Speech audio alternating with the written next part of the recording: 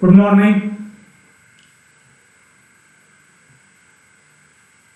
Today we are discussing about the coupled oscillators, a system consisting of two simple pendulums connected by a spring is called a coupled oscillator. A system consisting of two simple pendulums such that the two bulbs are connected by a spring is called a coupled oscillator. Right? As shown in figure 1. The system can oscillate in two different ways. Number 1, in phase mode, and number 2, out of phase mode. In phase mode, in the sense, both the bulbs will move in the same direction as shown in figure, such that the distance between A and B remains same as in figure 1. This is A, this is B. The distance between AB remains the same even in the second case because both the bulbs are moving in the same direction with same speed. And this is called the in-phase mode as shown in figure 2. But the out-of-phase mode is as shown in figure 3. The bulbs will move in opposite directions.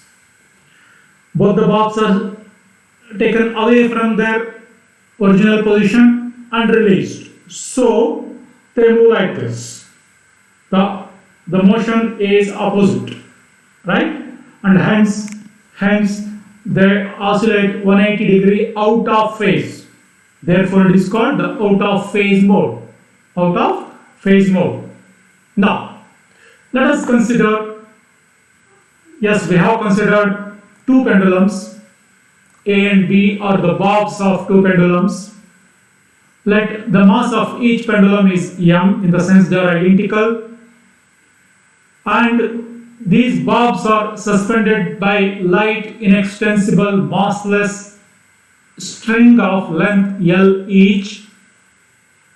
So the bulbs are at the same level, and these bulbs are connected by a light spring having a force constant K. Natural length of the spring is equal to the distance between the two bulbs A and B. Length of the spring, natural length of the spring, in the sense, length of the spring in its equilibrium position without either stretching or compression. No stretching, no compression. In that position, length of the spring will be equal to the distance between two bulbs A and B. Now, these coupled oscillators, in the sense the two bulbs or two pendulums are made to oscillate in such a way that their phase is out of. Their phase is 180 degree, as we have seen in figure 3. In that case, let x1 and x2 represent the displacements of A and B from their mean positions.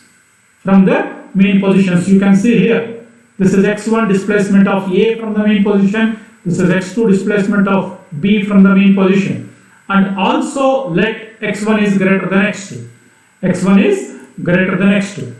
If that is the case, the spring is stretched by an amount x1 minus x2, because of which the pendulum experiences a force given by K into x1 minus x2, right?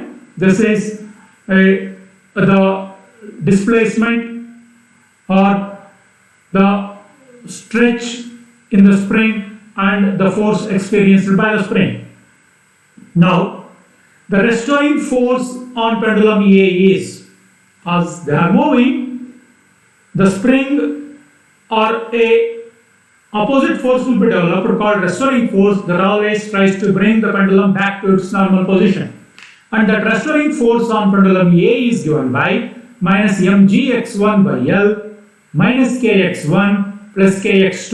This is the restoring force on spring on pendulum A when they are oscillating with a phase of 180 degree, or when they are oscillating in the out of phase mode. Simplifying this, we get minus mgx1 by L minus k into x1 minus x2. Similarly, the restoring force developed on the pendulum B is minus mgx2 by L minus kx2 plus kx1, or minus mgx2 by L plus k into x1 minus x2. These are the two restoring forces developed on A and B because of the oscillations. Now, equation of motion of pendulum A is equation of motion of pendulum A is m into d square x1 by dt square.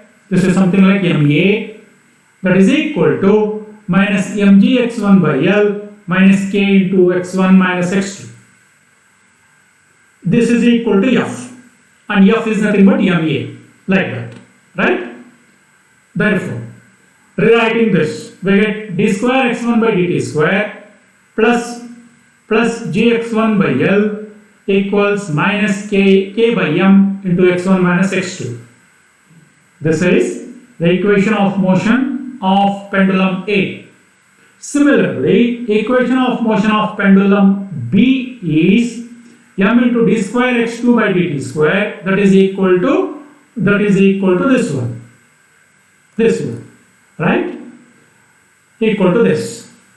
Rewriting this, we get d square x2 by dt square plus gx2 by L equals k into x1 minus x2 by m. I call it as 2. Equation 1 represents the equation of motion of A. Equation 2 represents the equation of motion of pendulum B. Now, let us substitute g by L equals omega naught square. We have g by L in equation 1 and 2. G by L terms. Right? In both the equations we have g by L. Similarly, we have k by m. And I take k by m as equal to omega c square, where omega naught is called the natural frequency of the pendulum, of each pendulum, and omega c is called the coupling frequency of the system. When they are not connected by the spring, the natural frequency of oscillation is omega naught. If they are connected by a spring, the frequency of oscillation of the system is called the coupling frequency omega c. Substituting for this in equation 1 and 2, we get equation 1 implies d square x1 by dt square equals minus omega naught square x1 minus omega c square into x1 minus x2. Rewriting this, we get d square x1 by dt square plus omega naught square plus omega c square into x1 minus omega c square x2 equals 0. This is equation 3, obtained from equation 1. Similarly, equation 2 implies d square x2 by dt square equals minus omega naught square x2 minus omega c square into x1 minus x2.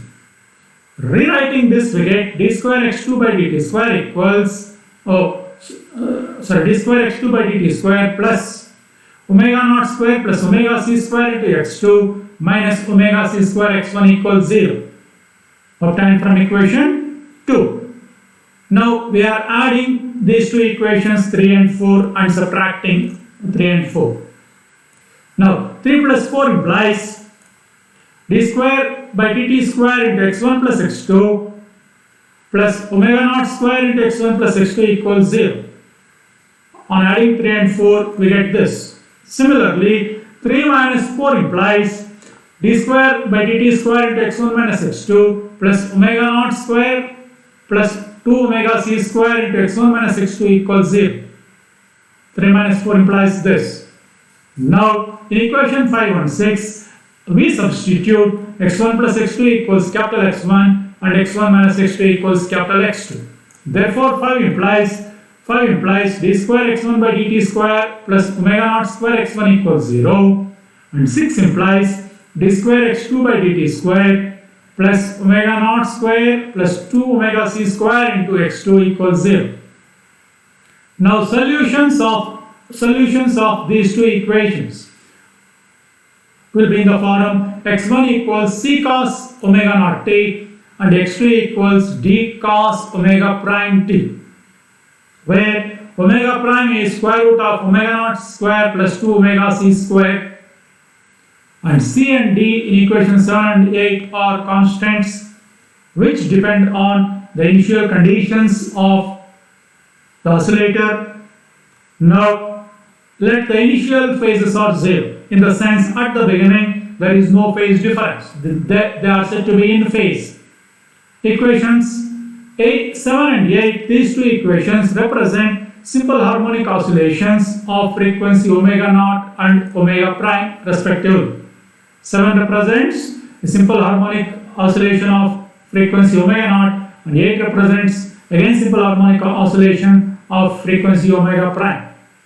Solutions of 7 and 8 in terms of x1 and x2 are x1 is equal to x1 plus x2 by 2, that will be equal to c by 2 cos omega naught t plus d by 2 cos omega prime t.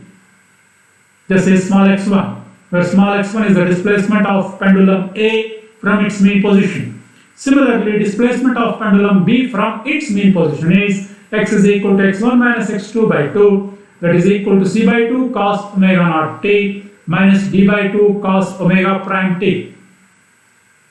If the initial conditions are in such a way that if d become equal to 0, then x1 will be equal to x2 all the times. In equation 9 and 10, the second term will be eliminated. If d is taken equal to 0, then 9 and 10 become equal. x1 become equal to x2 therefore all the times. Thus both the pendulums is said to oscillate in phase with their natural frequency omega naught. If d equals 0, if the constant d become equal to 0, then both the pendulums oscillate in phase with the natural frequency omega naught. The spring will be at its natural length. There will be no expansion or no compression of the spring. If the initial conditions are such that if c become equal to 0, instead of becoming d0, if c becomes 0, then x1 will be equal to minus x2. The first terms of 9 and 10 will be 0, therefore on comparing 9 and 10, x1 will be equal to minus x2 all the times. Thus pendulums oscillate at 180 degree out of phase with a frequency omega prime, which is higher than the natural frequency. If c is 0, then the pendulums will be oscillating in such a way that the phase difference between them will be 180 degree. They will be always moving in opposite directions, and their frequency will be higher than the natural frequency omega naught. In such a case, the spring will be continuously stretching as well as compressing alternately. When they are moving away from one another, the spring will be stretching, and when they are moving towards one another, the spring will be compressed. Now coming to the superposition of normal modes, the general motion of two coupled oscillations, we consider it as the superposition of two normal modes of oscillation. The general motion of oscillation of a coupled oscillator will be considered as the superposition of two normal modes of oscillations. Let the initial conditions are, we take it as x1 is equal to a, x2 equals 0 at time t equals 0. Therefore equation 9, here we have equation 9. If we substitute these conditions in equation 9, it becomes a equals c by 2 plus d by 2. Since cos omega t become equal to 1 and cos omega prime t also become equal to 1. Similarly, the equation number 10 becomes 0 equals c by 2 minus d by 2. This implies c equals d. This implies c equals d. So substituting the c equals d in the above relation, we finally get a equals c equals d. Now equation 9 therefore becomes, we have 9 here, therefore it is a by 2, since a equals c equals d, it is a by 2 into cos omega naught t plus cos omega prime t. It is in the form cos a plus cos b. Therefore it can be written as a cos omega prime minus omega naught into t by 2 into cos omega prime plus omega naught into t by 2. Similarly, equation 10 gives x2 equals a by 2 into cos omega naught t minus cos omega prime t. It is in the form cos a minus cos b, and it can be rewritten as a sin omega prime minus omega naught t by 2 into sin omega prime plus omega naught t by 2. And these two equations represent, or from these two equations it is clear that the angular frequency omega prime plus omega naught by 2 is same for both the pendulums. Is same for both the pendulums. The angular frequency with which the two pendulums A and B are oscillating is given by omega prime plus omega naught whole divided by 2. But their amplitudes are different. Right? Amplitude of A is this and amplitude of B is this. Right?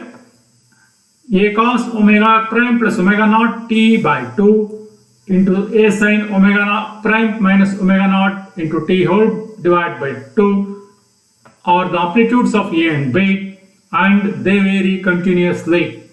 If the amplitude of one of the pendulum is 1, then consequently the amplitude of the other pendulum will be 0, and vice versa. Right? The variation of amplitudes will take place because of the transfer of energy from one pendulum to another pendulum. The pendulum having maximum energy will have a maximum amplitude, and the pendulum having zero energy is said to have zero amplitude. This is about the superposition of normal modes. Now coming to the energy transfer in coupled oscillators. When the displacement of pendulum A is maximum, the displacement of B will be minimum, and vice versa. If A is momentarily